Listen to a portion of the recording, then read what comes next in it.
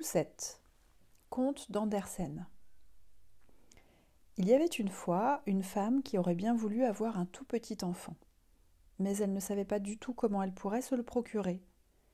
Elle alla donc trouver une vieille sorcière et lui dit « J'aurais grande envie d'avoir un petit enfant. Ne veux-tu pas me dire où je pourrais m'en procurer un ?»« Si, nous allons trouver une solution, » dit la sorcière. « Tiens, voilà un grain d'orge, il n'est pas du tout de l'espèce qui pousse dans le champ du paysan ou qu'on donne à manger aux poules. Mets-le dans un pot et tu verras. »« Merci, » dit la femme. Et elle donna 12 skillings à la sorcière, rentra chez elle, planta le grain d'orge, et aussitôt poussa une grande fleur superbe qui ressemblait tout à fait à une tulipe, mais les pétales se refermaient, serrés comme si elle était encore en bouton. « C'est une belle fleur, » dit la femme, et elle l'embrassa sur les beaux pétales rouges et jaunes, mais au moment même de ce baiser, la fleur s'ouvrit avec un grand bruit d'explosion. C'était vraiment une tulipe, ainsi qu'il apparut alors, mais au milieu d'elle, assise sur un siège vert, était une toute petite fille, mignonne et gentille, qui n'était pas plus haute qu'1 pouce, et qui, pour cette raison, fut appelée Poussette. Elle eut pour berceau une coque de noix laquée, des pétales bleus de violette furent ses matelas, et des pétales de rose son édredon. C'est là qu'elle dormit la nuit, et le jour elle jouait sur la table, où la femme avait posé une assiette entourée d'une couronne de fleurs dont les tiges trempaient dans l'eau. Un grand pétale de tulipe y flottait, où Poussette pouvait se tenir et naviguer d'un bord à l'autre de l'assiette. Elle avait pour ramer 2 crins de cheval blanc. C'était charmant. Et elle savait aussi chanter, et son chant était doux et gentil, tel qu'on n'avait jamais entendu le pareil ici. Une nuit qu'elle était couchée dans son délicieux lit, arriva une vilaine grenouille qui sauta par la fenêtre. Il y avait un carreau cassé. La grenouille était laide, grosse et mouillée. Elle sauta sur la table où Poussette était couchée et dormait sous l'édredon de feuilles de rose rouge. « Oh, ce serait une femme parfaite pour mon fils !» se dit la grenouille. Et elle s'empara de la coque de noix où Poussette dormait, et à travers le carreau sauta dans le jardin avec elle. Tout près de là coulait un grand et large ruisseau, mais le bord en était bourbeux et marécageux. C'est là qu'habitait la grenouille avec son fils. Oh, lui aussi était laid et vilain, il ressemblait tout à fait à sa mère. « Quoi, quoi ?» C'est tout ce qu'il sut dire quand il vit la jolie fille dans la coque de noix. « Ne parle pas si haut, tu vas la réveiller, » lui dit la vieille grenouille. « Elle pourrait encore nous échapper, car elle est légère comme duvet de cygne. Nous la mettrons sur une des larges feuilles de nénuphar, ce sera pour elle si petite et légère comme une île. De là, elle ne pourra pas s'enfuir, pendant que nous préparerons la belle chambre sous la vase où vous habiterez. » Dans le ruisseau poussaient beaucoup de nénuphars dont les larges feuilles vertes semblaient flotter à la surface de l'eau. La feuille la plus éloignée était aussi la plus grande de toutes. C'est là que la vieille grenouille nagea et plaça la coque de noix avec Poussette. La pauvre petite mignonne se réveilla de très bonne heure le matin, et lorsqu'elle vit où elle était, elle se mit à pleurer amèrement, car il y avait de l'eau de tous les côtés autour de la grande feuille verte. Elle ne pouvait pas du tout aller à terre. La vieille grenouille était au fond de la vase et ornait la chambre avec des roseaux et des boutons jaunes de nénuphar. Il fallait que ce fût tout à fait élégant pour sa nouvelle bru. Et avec son vilain fils, elle nagea vers la feuille où était Poussette afin de prendre à eux deux le beau lit et l'installer dans la chambre de l'épousée avant qu'elle y vînt elle-même. La vieille grenouille s'inclina profondément dans l'eau devant elle et dit « Voilà mon fils, il sera ton mari, et vous aurez un délicieux logement au fond de la vase. » Couac, couac, c'est tout ce que le fils put dire. Et ils prirent le gentil petit lit et partirent avec à la nage, et Poussette resta toute seule et pleura sur la feuille verte, car elle ne voulait pas demeurer chez la vilaine grenouille, ni avoir son fils si laid pour mari. Les petits poissons qui nageaient dans l'eau avaient bien vu la grenouille et entendu ce qu'elle avait dit, et ils sortirent la tête de l'eau, ils voulaient voir la petite fille. Aussitôt qu'ils l'eurent vue, ils la trouvèrent charmante, et cela leur fit de la peine qu'elle dût descendre chez la vilaine grenouille. Non, il ne le fallait pas. Ils s'assemblèrent sous l'eau tout autour de la tige qui tenait la feuille et mordirent la tige, si bien que la feuille descendit le cours du ruisseau, emportant Poussette loin, très loin, où la grenouille ne pouvait pas aller. Poussette navigua, passa devant beaucoup d'endroits, et les petits oiseaux perchés sur les arbustes la voyaient et chantaient. « Quelle jolie demoiselle !» La feuille avec elle s'éloigna de plus en plus. C'est ainsi que Poussette partit pour l'étranger. Un joli petit papillon blanc ne cessait de voler autour d'elle, et finit par se poser sur la feuille car Poussette lui plaisait beaucoup. Elle était bien contente car la grenouille ne pouvait plus l'atteindre, et le lieu où elle naviguait était très agréable. Le soleil luisait sur l'eau, c'était comme de l'or magnifique. Elle défit sa ceinture, en attacha un bout au papillon, et fixa l'autre bout dans la feuille. Et ainsi la feuille prit une course beaucoup plus rapide, et elle avec, puisqu'elle était dessus. À ce moment arriva en volant un grand hanneton. Il l'aperçut, et aussitôt saisit dans ses pinces la taille frêle de la petite, qui l'emporta dans un arbre. Mais la feuille verte continua de descendre le courant, et le papillon de voler avec, car il était attaché à la feuille et ne pouvait pas s'en libérer. Dieu, comme Poussette fut effrayée lorsque le hanneton s'envola dans l'arbre avec elle, mais surtout elle fut chagrinée pour le beau papillon blanc qu'elle avait attaché à la feuille. S'il ne parvenait pas à se libérer, il allait mourir de faim. Mais c'était bien égal au hanneton. Avec elle, il se plaça sur la plus grande feuille verte de l'arbre, lui donna le pollen des fleurs à manger et lui dit qu'elle était très gentille, bien qu'elle ne ressemblait pas du tout à un hanneton. Ensuite, tous les autres hannetons qui habitaient l'arbre vinrent rendre visite. Ils regardèrent Poussette, et les demoiselles hannetons allongèrent leurs antennes et dirent « Elle n'a tout de même que 2 pattes, c'est misérable, mais elle n'a même pas d'antenne. » Et tous les hannetons femelles dirent « Elle a la taille trop mince, elle ressemble à l'espèce humaine, qu'elle est laide !» Et pourtant, le hanneton qui l'avait prise la trouvait très gentille. Mais comme tous les autres disaient qu'elle était vilaine, il finit par le croire aussi. Elle ne voulut pas la voir. Elle pouvait s'en aller où elle le voulait. On vola en bas de l'arbre avec elle, et on la posa sur une grande marguerite. Là, elle pleura, parce qu'elle était si laide que les hannetons ne voulaient pas d'elle. Et elle était pourtant l'être le plus délicieux que l'on pût imaginer, délicat et pur comme le plus beau pétale de rose. La pauvre Poussette vécut toute seule tout l'été dans la grande forêt. Elle se tressa un lit de brins d'herbe et l'accrocha sous une grande feuille de patience, en sorte qu'il ne pouvait pleuvoir sur elle. Elle récoltait le pollen des fleurs et s'en nourrissait, et elle buvait la rosée qui était tous les matins sur les feuilles. Ainsi passèrent l'été et l'automne, mais vint alors l'hiver, le froid et long hiver. Tous les oiseaux qui lui avaient chanté de belles chansons s'en allèrent. Les arbres et les fleurs se fanèrent. La plus grande feuille de patience sous laquelle elle avait habité se recroquevilla et devint un pédoncule jaune fané, et elle eut terriblement froid, car ses vêtements étaient déchirés, et elle-même était si petite et si frêle, la pauvre Poussette, qu'elle devait mourir de froid. Il se mit à neiger, et chaque flocon de neige qui tombait sur elle était comme un paquet de neige qu'on jetterait sur nous, car nous sommes grands, et elle n'avait qu'1 pouce.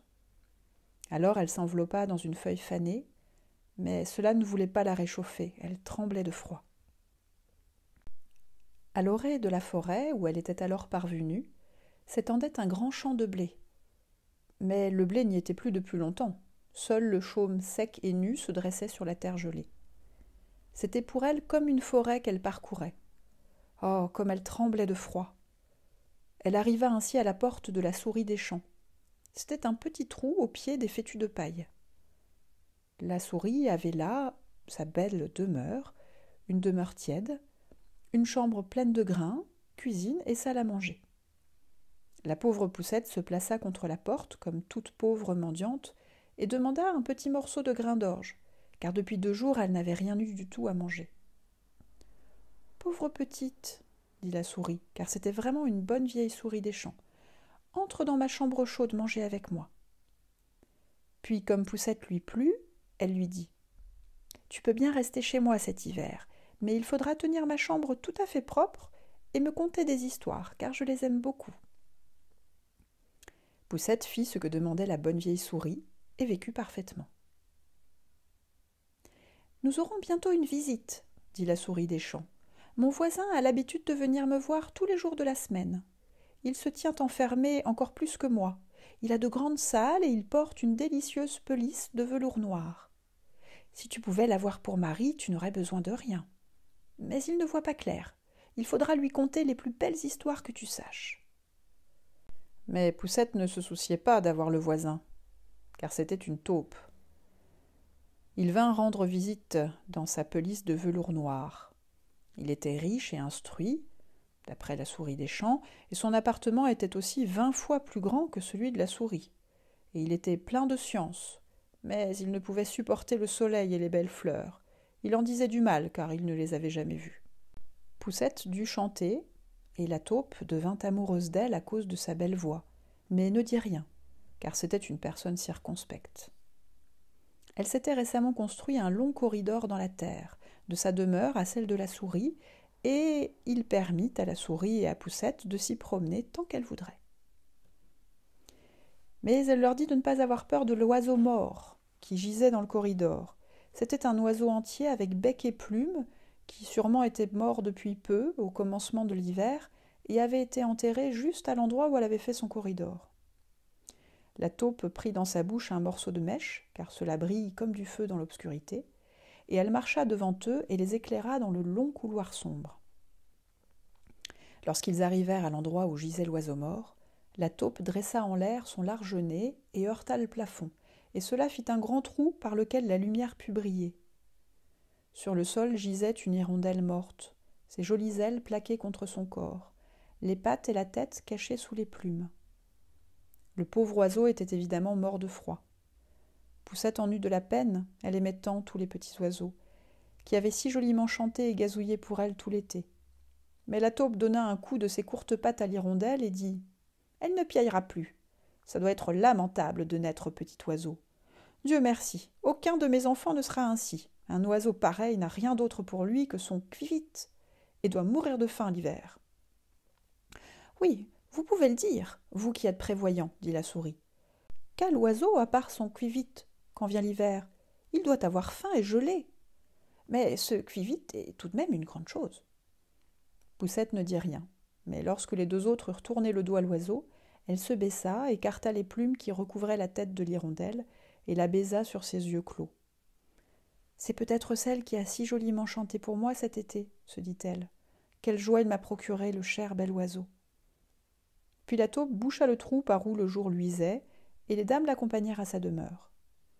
Mais la nuit, Poussette ne put dormir. Elle se leva de son lit et tressa une belle couverture de paille dont elle alla envelopper l'oiseau mort.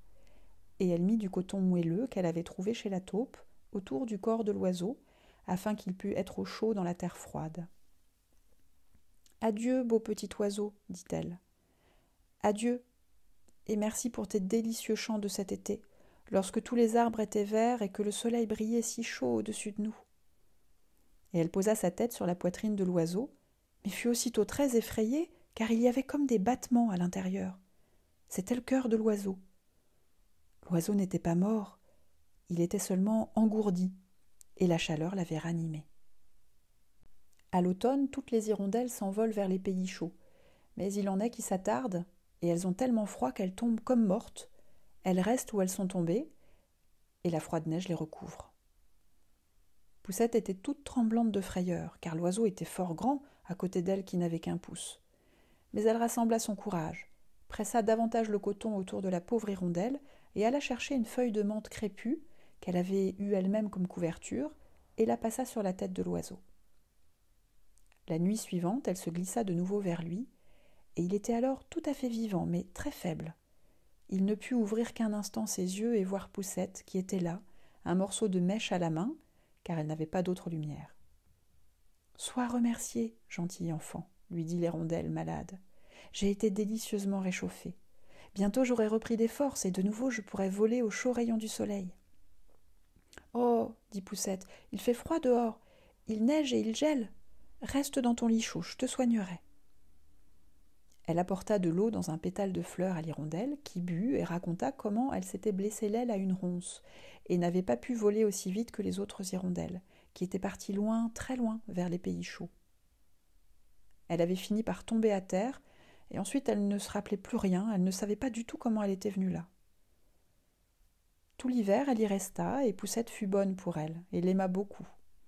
Ni la taupe, ni la souris des champs ne s'en doutèrent, car elles ne pouvaient sentir la pauvre malheureuse hirondelle. Dès que vint le printemps et que le soleil réchauffa la terre, l'hirondelle dit adieu à Poussette, qui ouvrit le trou fait par la taupe au-dessus. Le soleil rayonnait superbe au-dessus d'elle, et l'hirondelle demanda à Poussette si elle ne voulait pas venir avec elle, car elle pourrait se mettre sur son dos. Elles s'envoleraient ensemble loin dans la forêt verte. Mais Poussette savait que cela ferait de la peine à la vieille souris des champs si elle la quittait ainsi. « Non, je ne peux pas, » dit Poussette.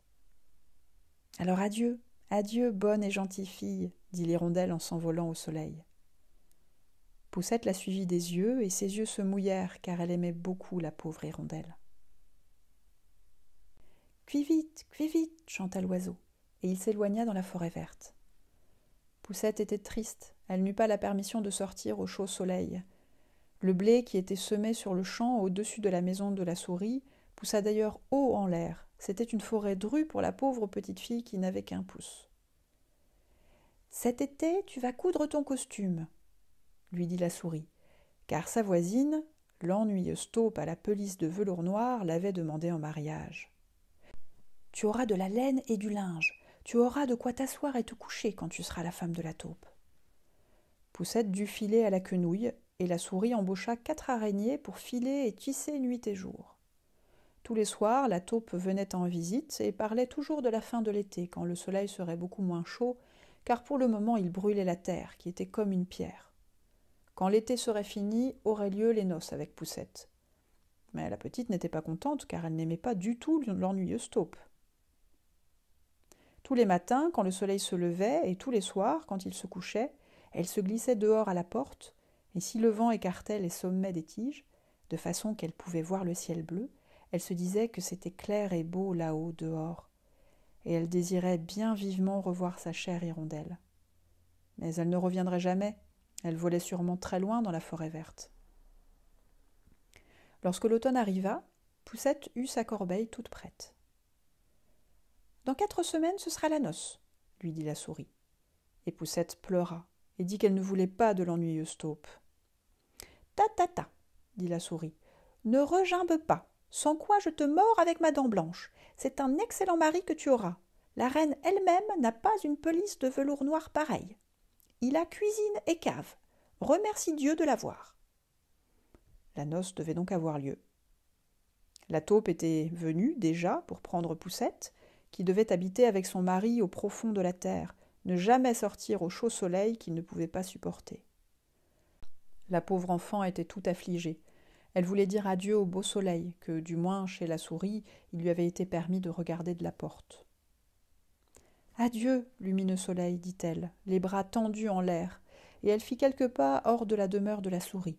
Car le blé avait été coupé, il ne restait plus que le chaume sec. « Adieu, adieu, dit-elle, et elle entoura de ses bras une petite fleur rouge qui était là. « Salut de ma part la petite hirondelle, si tu la vois. »« Cuis vite, dit-on à ce moment au-dessus de sa tête. Elle regarda en l'air. C'était la petite hirondelle qui passait justement. Aussitôt qu'elle vit Poussette, elle fut ravie. La fillette lui raconta qu'elle ne voulait pas du tout avoir pour mari la vilaine taupe, et qu'elle habiterait ainsi au fond de la terre, où le soleil ne brillait jamais.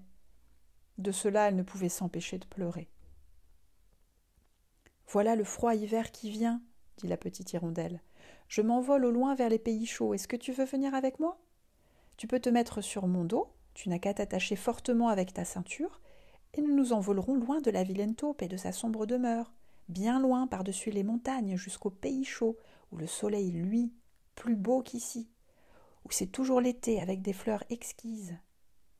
Viens voler avec moi, chère petite Poussette qui m'a sauvé la vie quand je gisais gelée dans le sombre caveau de terre. »« Oh oui, j'irai avec toi, » dit Poussette, qui se mit sur le dos de l'oiseau, les pieds sur ses ailes étendues, et attacha fortement sa ceinture à une des plus grosses plumes, et ainsi l'hirondelle s'éleva haut dans l'air, au-dessus de la forêt, au-dessus de la mer, haut au-dessus des grandes montagnes toujours couvertes de neige, et Poussette eut froid dans l'air glacé, mais elle se recroquevilla sous les plumes chaudes de l'oiseau, et passa seulement sa petite tête pour voir toute la splendeur étalée sous elle. Et elles arrivèrent au pays chaud. Le soleil y brillait, beaucoup plus lumineux qu'ici. Le ciel était 2 fois plus élevé, et dans des fossés et sur des haies poussaient de délicieux raisins blancs et bleus. Dans les forêts pendaient des citrons et des oranges, les myrtes et la menthe crépue embaumaient, et sur la route couraient de délicieux enfants qui jouaient avec de grands papillons diaprés. Mais l'hirondelle vola plus loin encore, et ce fut de plus en plus beau. Sous de magnifiques arbres verts au bord de la mer bleue se trouvait un château de marbre d'une blancheur éclatante, fort ancien. Les ceps de vigne enlaçaient les hautes colonnes. Tout en haut étaient de nombreux nids d'hirondelles, et dans l'un d'eux habitait celle qui portait Poussette. « Voilà ma maison, dit l'hirondelle. Mais si tu veux te chercher une des superbes fleurs qui poussent en bas, je t'y poserai, et tu seras aussi bien que tu peux le désirer. » « Oh, c'est parfait, dit Poussette. Et ses petites mains battirent. Il y avait par terre une grande colonne de marbre blanc qui était tombée et s'était cassée en 3 morceaux, entre lesquels poussaient les plus belles fleurs blanches. L'hirondelle y vola et déposa Poussette sur l'un des larges pétales. Mais quelle surprise fut celle de la petite fille. Un petit homme était assis au milieu de la fleur, aussi blanc et transparent que s'il avait été de verre. Il avait sur la tête une belle couronne d'or et aux épaules de jolies ailes claires, et il n'était pas plus grand que Poussette. C'était l'ange de la fleur. Dans chaque fleur habitait un pareil ange, homme ou femme, mais celui-là était le roi de tous. « Oh, qu'il est beau !» chuchota Poussette à l'hirondelle. Le petit prince fut très effrayé par l'hirondelle, car elle était un énorme oiseau à côté de lui qui était si petit et menu. Mais lorsqu'il vit Poussette, il fut enchanté. C'était la plus belle fille qu'il eût jamais encore vue. Aussi prit-il sur sa tête sa couronne d'or et la plaça sur la sienne, lui demanda comment elle s'appelait et si elle voulait être sa femme. Elle serait ainsi la reine de toutes les fleurs. Oh, c'était là un mari bien différent du fils de la grenouille et de la taupe à pelisse de velours noir. Elle dit donc oui au charmant prince, et de chaque fleur arriva une dame ou un jeune homme, si gentil que c'était un plaisir des yeux. Chacun apportait un cadeau à Poussette, mais le meilleur de tous fut un couple de belles ailes d'une grande mouche blanche. Elles furent accrochées au dos de Poussette, qui put ainsi voler d'une fleur à l'autre. C'était bien agréable, et la petite hirondelle était là-haut dans son nid et chantait du mieux qu'elle pouvait. Mais en son cœur, elle était affligée car elle aimait beaucoup Poussette et aurait voulu ne jamais s'en séparer. « Tu ne t'appelleras pas Poussette, lui dit l'ange de la fleur. C'est un vilain nom, et tu es si belle. Nous t'appellerons Maya. »« Adieu, adieu, dit la petite hirondelle qui s'envola de nouveau, quittant les pays chauds pour aller très loin jusqu'au Danemark. C'est là qu'elle avait un petit nid au-dessus de la fenêtre où habite l'homme qui sait conter des contes. Elle lui a chanté son « Fis vite, et c'est de là que nous tenons toute l'histoire.